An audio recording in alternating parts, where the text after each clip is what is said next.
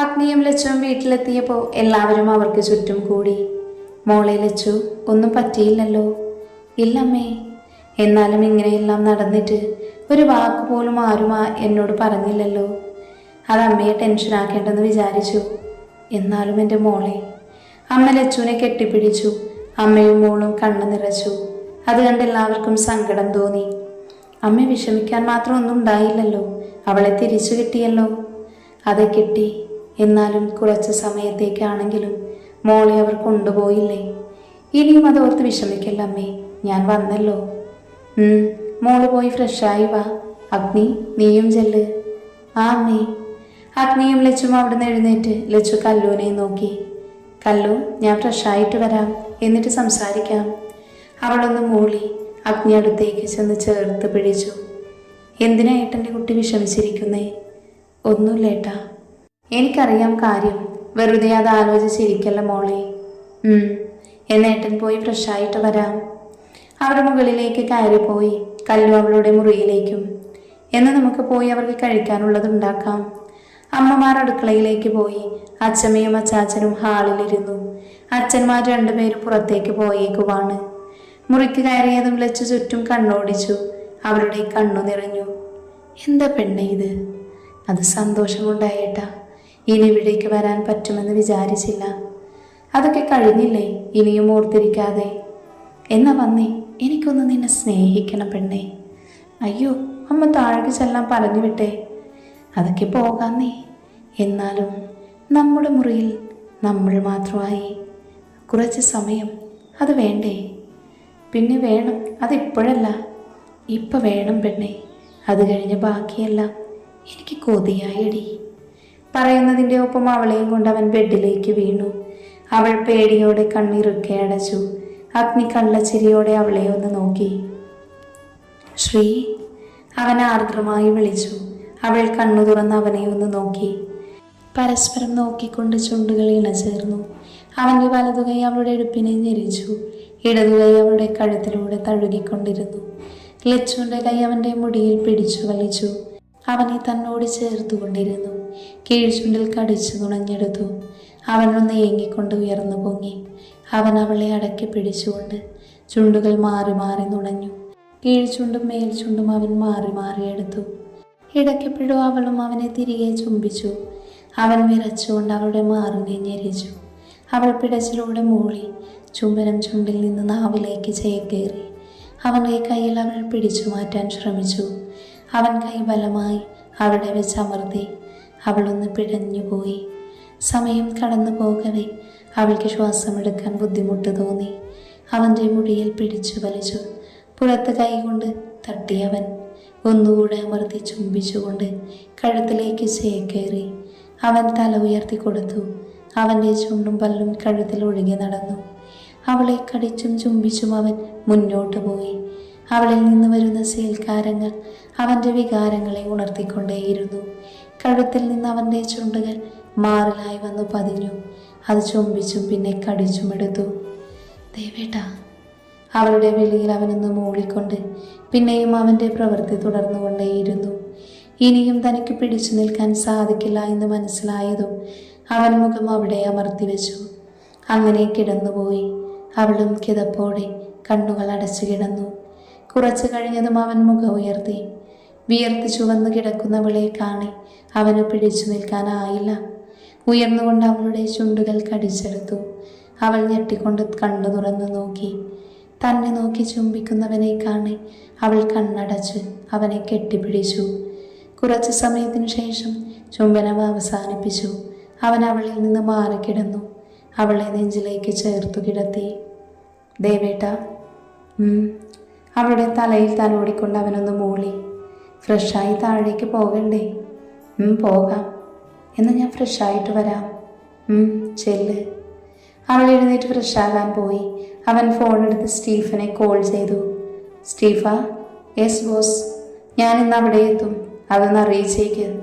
അറിയിക്കാം. ആവശ്യത്തിന് മാത്രം ഭക്ഷണം കൊടുത്തേക്ക്. കൊടുക്കാം ബോസ്. ഓക്കെ എന്നാ. അവൻ കോള് കട്ട് ചെയ്ത് കിച്ചുവിനെ വിളിച്ചു. ഹലോ കിച്ചു. അഗ്നി, നീ എത്തിയോ? ആ, ഞാൻ മെസ്സേജ് ഇട്ടിരുന്നു. നീ കണ്ടില്ല? ഇല്ലടാ, കുറച്ച് ബിസിയായി പോയി. ഞാൻ വരണോ? ഏയ് വേണ്ടടാ. എന്നാ നേരത്തെ വരാൻ നോക്ക്, നമുക്കൊരിടം വരെ പോകണം. മനസ്സിലായി, ഞാൻ എത്തിയേക്കാം. ഓക്കേടാ, ഞാനൊന്ന് ഫ്രഷ് ആകട്ടെ. ഓക്കെ. അവൻ കോള് കട്ട് ചെയ്ത് ഫോൺ ടേബിളിൽ വെച്ചു. അപ്പോഴേക്കും ലച്ചു ഫ്രഷായി വന്നു. ദേവേട്ടാ, ഞാൻ കല്ലുവിൻ്റെ മുറിയിലുണ്ടാകും. ഞാൻ വന്നേക്കാം. ലച്ചു വാതിൽ തുറന്ന് പുറത്തേക്ക് ഇറങ്ങി. അഗ്നി വാഷ്റൂമിലേക്കും പോയി. കല്ലുവിൻ്റെ മുറിയുടെ വാതിൽ ലച്ചു തട്ടി. കല്ലു. ഡോറ് തുറന്നതും ലച്ചു അകത്തേക്ക് കയറി. കല്ലു. ലച്ചു. കല്ലു ലച്ചുവിനെ കെട്ടിപ്പിടിച്ച് കരഞ്ഞു. ലച്ചുവിൻ്റെ കണ്ണും നിറഞ്ഞു. കരയല്ലേ കല്ലു, ഒന്നും സംഭവിച്ചില്ലല്ലോ. എന്നാലും ഞാൻ ശ്രദ്ധിക്കാത്തത് കൊണ്ടല്ലേടി. ആരാ പറഞ്ഞേ അങ്ങനെ? വെറുതെ ഓരോന്ന് സ്വയം ചിന്തിച്ച് കൂട്ടല്ല പെണ്ണേ. കരച്ചിൽ നിർത്തി മുഖം തുടച്ചേ. ഞാൻ വന്നല്ലോ, ഒന്നും ഉണ്ടായില്ല. അതുകൊണ്ട് ഇനി അതോർത്ത് കരയരുത്. ആദവും മായയും വിളിച്ചോ? ആ, നീ വന്ന കാര്യം പറഞ്ഞിട്ടുണ്ട്. നാളെ കോളേജിൽ പോകുമ്പോൾ കാണാം. നീ നോട്ട് എഴുതിയില്ലല്ലോ, നമുക്കത് എഴുതാം. ആ, വൈകിട്ട് എഴുതാം. നിനക്ക് കുഴപ്പമൊന്നും ഇല്ലല്ലോ? ഏയ് ഇല്ലടി. ഏട്ടൻ എന്താ പറഞ്ഞേ? അഗ്നിയേട്ടൻ പേടിച്ചു പോയി. പിന്നെ അവർ എന്നെ വേറൊന്നും ചെയ്തില്ലല്ലോ, അപ്പോഴേക്കും രക്ഷപ്പെട്ടു. അതെ. അപ്പോഴേക്കും വാതിൽ തുറന്ന് അഗ്നി അകത്തേക്ക് വന്നു. കല്ലു. ഏട്ടാ. അവൻ അടുത്തേക്ക് വന്ന് അവളെ ചേർത്ത് പിടിച്ചു. എന്തിനാ കല്ലു ഓരോന്ന് ചിന്തിച്ചിരിക്കുന്നത്? അത് ഏട്ടാ, നീ കാരണമെന്ന് ചിന്തിക്കേണ്ട ആവശ്യമില്ല. അവർക്ക് നീ അല്ലെങ്കിൽ ലച്ചു അത്രയേ ഉള്ളൂ. നോക്കിയപ്പോൾ ഒറ്റയ്ക്ക് കിട്ടിയത് ഇവിളയായി പോയി, അല്ലാതൊന്നുമില്ല. ഇനിയും അതോർത്തിരിക്കേണ്ട. വാ, താഴേക്ക് പോകാം. അവർ താഴേക്ക് ഇറങ്ങി ചെന്നു. അമ്മമാർക്ക് അടിക്കാനുള്ളത് എടുത്തു വെക്കുന്നുണ്ട്. വന്നു, എന്നാ ഇരിക്കൂ. അവരെല്ലാവരും ഇരുന്നതും അമ്മമാർക്ക് അടിക്കാൻ എടുത്തു കൊടുത്തു. ഓരോ അടി കിട്ടുമ്പോഴും അവൻ അലറിക്കരഞ്ഞു. ഇനി എന്നെ തല്ലല്ലേ? ഇല്ലടാ, ഇത് ലാസ്റ്റാണ്. ഇനിയുള്ളത് തരാന് ആള് വരുന്നുണ്ട്. സ്റ്റീഫൻ ഒരു ചിരിയോടെ പറഞ്ഞുകൊണ്ട് പുറത്തേക്ക് പോയി. അവർക്ക് മനസ്സിലായി തങ്ങളുടെ ജീവനൊടുക്കാൻ അവൻ വരുന്നു എന്ന്. അഗ്നിദേവ് ഡെവിൾ. വൈകിട്ടായപ്പോൾ കിച്ചു വന്ന് ഫ്രഷായി ചായ കുടിച്ചു കഴിഞ്ഞപ്പോൾ അഗ്നിയും കിച്ചുവും റെഡിയായി. ശ്രീ. ആ, കല്ലുവിൻ്റെ കൂടെ ഇരിക്ക്, എനിക്കൊന്ന് പുറത്തേക്ക് പോകണം. പെട്ടെന്ന് വരുമോ? ഉറപ്പില്ല, എന്നാലും നോക്കാം. എന്നാ പോയിട്ട് വാ. അവൾ അവൻ്റെ നെഞ്ചിലേക്ക് ചാരിക്കൊണ്ട് പറഞ്ഞു. അവൻ 2 കൈ കൊണ്ട് അവളെ വരിഞ്ഞു മുറുക്കി കെട്ടിപ്പിടിച്ചു. എന്താ ദേവേട്ടാ? ഒന്നുമില്ല. അവൾ മുഖമുയർത്തി അവനെ നോക്കി. അവൻ അവളുടെ നെറ്റിയിൽ ഉമ്മ വെച്ചു. അവളുടെ മുഖം കൈക്കുമ്പിളിലെടുത്ത് പരസ്പരം കണ്ണുകൾ ഇടഞ്ഞു. അവൻ താഴ്ന്നു വന്ന ചുണ്ടുകളൊന്ന് നുണഞ്ഞു വിട്ടു. ഞാൻ പോയിട്ട് വരാമേ. അവളെ തോൾ ചേർത്ത് പിടിച്ച് പുറത്തേക്ക് ഇറങ്ങി. താഴെ വന്നപ്പോൾ കിച്ചു അവിടെ നിൽപ്പുണ്ട്. അഗ്നി, നമുക്കിറങ്ങാം. എന്നാൽ ഞങ്ങൾ പോയിട്ട് വരാം. അവരെ നോക്കിയിട്ട് അഗ്നി പുറത്തേക്ക് ഇറങ്ങി. അഗ്നി കയറിയതും കിച്ചു കാറ് സ്റ്റാർട്ട് ചെയ്തു. കുറച്ച് സമയത്തിനു ശേഷം അവൾ ഗോഡൌണിലെത്തി. അഗ്നി ഡോറ് തുറന്ന് പുറത്തേക്ക് ഇറങ്ങി.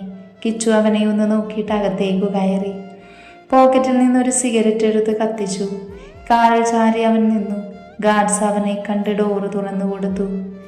മയക്കത്തിലായിരുന്ന രോഹിത്തിന്റെ മേലെ വെള്ളം ഒഴിച്ചതും അവൻ ഞെട്ടി കണ്ണു തുറന്നു. ഡാ, മതി ഉറങ്ങിയത്. നിനക്ക് തരാനുള്ളതായി ബോസ് എത്തിയിട്ടുണ്ട്. ഒരു ഗാർഡ്സ് അവനെ പുച്ഛത്തോടെ നോക്കി. ഡോറ് തുറന്നകത്തേക്ക് കിച്ചു കയറി വന്നു. എന്തായി? ഭക്ഷണം കൊടുത്തിട്ടുണ്ട് സർ. കിച്ചു അപ്പനെയും മോനെയും ഒന്ന് നോക്കിയിട്ട് മാറി നിന്നു. ബൂട്ടിന്റെ സൗണ്ട് കേട്ട് രോഹിത് മുഖം ഉയർത്തി നോക്കി. ഭയം കൊണ്ട് അവൻ്റെ മുഖം വിളറി വെളുത്തു. നരേഷ് ഉമിനീരിറക്കി അവനെ നോക്കി. ശരിക്കും ഡെവിളാണ് അവനെന്ന് തോന്നിയ അയാൾക്ക്. അത്രയും ക്രൂരമായ മുഖമായിരുന്നു അപ്പോൾ അവനുണ്ടായിരുന്നത്. സ്റ്റീഫാ. ബോസ്, എല്ലാം ഓക്കെ അല്ലേ? അതെ ബോസ്. അവൻ രോഹിത്തിന് മുന്നിൽ വന്നു നിന്നു. ഭയം കൊണ്ട് മുഖം ഉയർത്താൻ പോലും അവന് കഴിഞ്ഞില്ല. അഗ്നിയുടെ ചുണ്ടിൽ ഒരു ചിരി വിരിഞ്ഞു. രോഹിത്തിന്റെ മുടിയിൽ കൊത്തിപ്പിടിച്ചവൻ മുഖം ഉയർത്തി. വേദന കൊണ്ട് രോഹിത് അലറി കരഞ്ഞു. മിണ്ടരുത്, നിന്റെ ഒച്ച ഇനി ഇവിടെ പൊങ്ങരുത്. മുറുകിയ മുഖത്തോടെ അഗ്നി പറഞ്ഞതും ഭയത്തോടെ തലയാട്ടി. പുച്ഛത്തോടെ അഗ്നി അവന്റെ മുഖത്തേക്ക് നോക്കി. നീ എൻ്റെ പെണ്ണിനെ കൊണ്ടുപോകുമല്ലേ? അവളെ തൊട്ട കൈ നിനക്കിനി വേണ്ട. പറയുന്നതിനോടൊപ്പം അവൻ്റെ കൈ തിരിച്ചൊടിച്ചു. അയ്യോ, എൻ്റെ മോനൊന്നും ചെയ്യല്ലേ.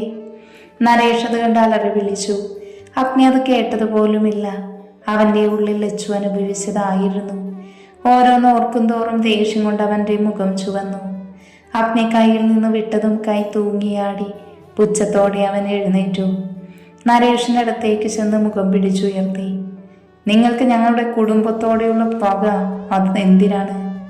നിന്റെ അച്ഛനെ കൊന്നത് ഞങ്ങളാ എന്നല്ല നിന്റെ വിചാരം? അങ്ങനെ തന്നെ ഇരിക്കട്ടെ. അതിൻ്റെ പേരിൽ ഇന്ന് വരെ നീ ഞങ്ങളുടെ കുടുംബത്തെ ദ്രോഹിച്ചു. എല്ലാം സഹിക്കും ഞാൻ. പക്ഷേ ഒന്നും അറിയാത്ത എൻ്റെ പെണ്ണിനെ ഒരു പ്രൊജക്റ്റിൻ്റെ പേരിൽ നീയും നിന്റെ മകനും തട്ടിക്കൊണ്ടു പോകുമല്ലേ? അതിന് നിനക്കും നിന്റെ മകനും മാപ്പില്ല. വന്യമായ ചിരിയോടെ അവൻ അയാളോട് പറഞ്ഞു. ഭയത്തോടെ അവനെ നോക്കി. അയാൾ ജീവനോടെ ഇവിടുന്ന് പോകാൻ പറ്റില്ലെന്ന് മനസ്സിലായി. തന്നെ ഞാനൊന്നും ചെയ്യില്ല. അവനെ ഞാൻ എന്തൊക്കെ ചെയ്യുമെന്ന് കണ്ണു തുറന്ന് കാണണം. അത് കണ്ട് താന് വേദനിക്കണം. ഇനി ഒന്നിനും വരില്ല, വെറുതെ വിട്ടൂടെ? ഭയമുണ്ടെങ്കിലും അയാൾ ചോദിച്ചു പോയി. ഒരേ ഒരു മകൻ അവൻ വേദനിക്കുന്നത് കണ്ടു നിൽക്കാൻ പറ്റില്ല. എൻ്റെ പെണ്ണിനെയാണ് അവൻ തൊട്ടത്. അവന് ഞാനൊന്നും ചെയ്യാതെ വിടുന്നത് എങ്ങനെയാ? അവൻ്റെ മുഖം കൂടുതൽ വന്യമായി.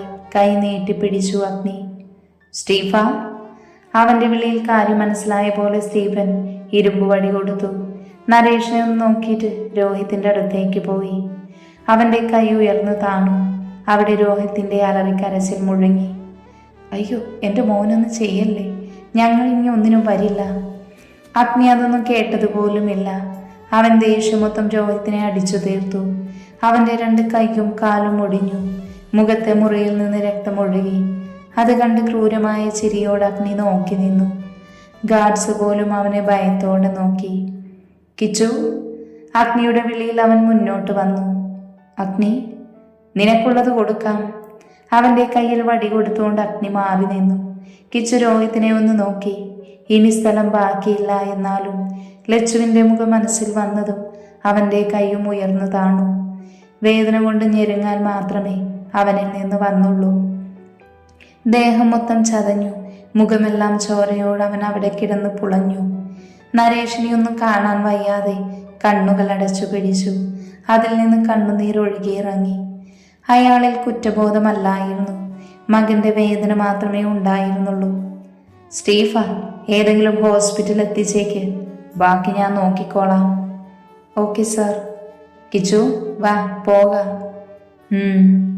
അഗ്നിയും കിച്ചുവും പുറത്തേക്ക് ഇറങ്ങി. കാറിൽ കയറിയതും കിച്ചു അഗ്നിയോട് ചോദിച്ചു, അയാൾക്കെന്താ ഒന്നും കൊടുക്കാതെ വിട്ടേ? തൽക്കാലം ഇത് മതി.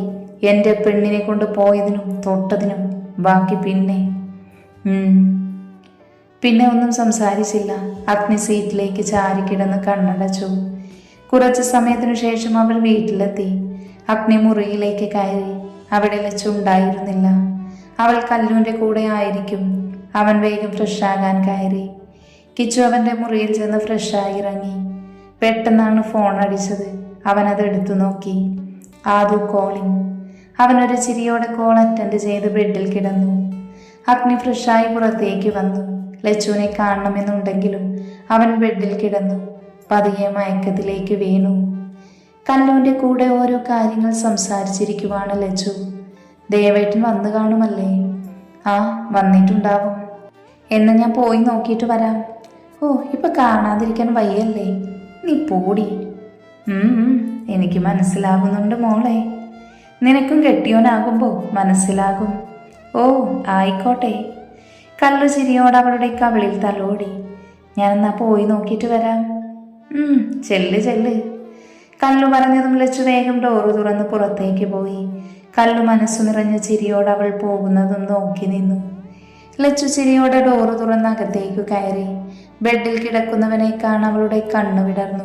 പിന്നെ അവൻ വന്നത് അറിയാത്തത് കൊണ്ട് പരിഭവത്തോടെ മുഖം വീർത്തു. പതിയെ അവൻ്റെ അടുത്തേക്ക് ചെന്നു. അവൻ്റെ മുഖത്തെ ക്ഷീണം കണ്ടതും അവളുടെ പരിഭവം മാറി. അവിടെ സ്നേഹം നിറഞ്ഞു. അടുത്തിരുന്ന് തലയിൽ തലോടിക്കൊണ്ടവൾ അവൻ്റെ നെഞ്ചിലേക്ക് ചാരിക്കിടന്നു.